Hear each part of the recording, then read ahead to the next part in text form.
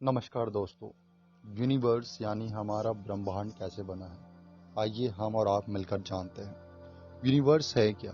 अर्थ यानी हमारी पृथ्वी को घेरने वाला वो आसमान जिसमें गैलेक्सीज, स्टार्स, प्लैनेट्स और सारे मैटर्स और एनर्जी को ब्रह्मांड यानी यूनिवर्स कहा जाता है। यूनिवर्स के बारे में अध्ययन करना कॉस्मोलॉजी कहलाता है।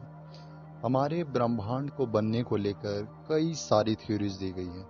इसमें से सबसे ज्यादा एक्सेप्टेड और मान्य थ्योरी बिग बैंग को माना गया है। आइए जानते हैं बिग बैंग थ्योरी के बारे में। 1927 में एक बेल्जियम कॉस्मोलॉजिस्ट जियोर्ज लेमैट्रे ने आइंस्टाइन के थ्योरी ऑफ रिलेटिविटी को आधार मानकर यह बताया कि आज से 13.7 बिलियन वर्ष पहले यानी 13.7 अरब वर्ष पहले सारे एटम्स जो एक दूसरे के बहुत नजदीक थे, इनका कंसंट्रेशन और टेम्परेचर बहुत ज़्यादा था। एक ही बिंदु पर इतना ज़्यादा कंसंट्रेशन और टेम्परेचर होने के कारण उस बिंदु पर बहुत बड़ा एक्सप्लोजन यानी महाविस्फोट हुआ। यह इतने कम समय में हुआ कि उस समय को प्लैंक टाइम कहा गया। इस हुए एक्सप्लोजन से बहुत मात्रा में डार्क मैटर और एनर्जी प्रोड्यूस हुई। इस विस्फोट में फोटॉन्स पूरे अंतरिक्ष में फैल गए और इन फोटॉन्स के कारण ही हमारे गैलेक्सीज, प्लैनेट, स्टार्स और अर्थ का जन्म हुआ। कहा जाता है बिग बैंग विस्फोट के कारण यूनिवर्स फैलता ही जा रहा है। अभी यह अनुमान लगाया जाता है कि हमारा ब्रह्मांड यानी हमारा यूनिवर्स 94 बिलियन लाइट ईयर यानी 94 अरब प्रकाश वर्ष तक फैला हुआ है। लाइट ईयर के बारे में जानते हैं। लाइट ईयर को यूनिवर्स की दूरी मापने का पैमाना माना गया है।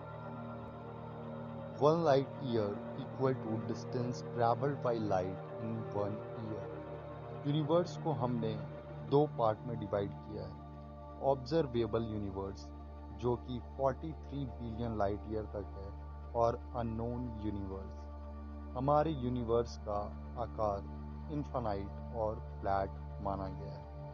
यूनिवर्स के बनने को लेकर काफ़ी अल्टरनेटिव थ्योरीज भी दी गई हैं जो बिग बैंग को मान्य नहीं मानती। द क्वाइट सेट थ्योरी के संदर्भ में यह कहा जाता है कि कोई बिग बैंग एक्सप्लोजन नहीं हुआ था। यूनिवर्स पहले से ही एग्जिस्टेंस में था।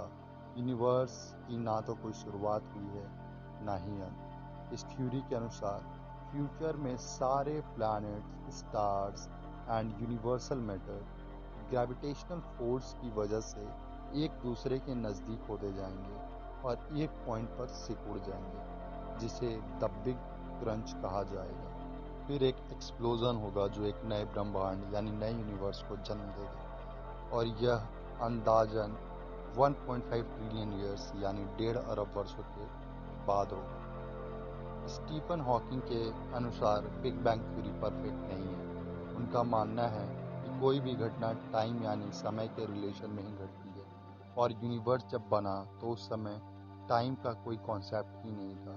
वहाँ फिजिक्स के लॉज मान्य नहीं होते। यूनिवर्स अपने आप में कई राज समेटे हुए हैं। इसे हम आने वाली वीडियोस में समझने की कोशिश करेंगे।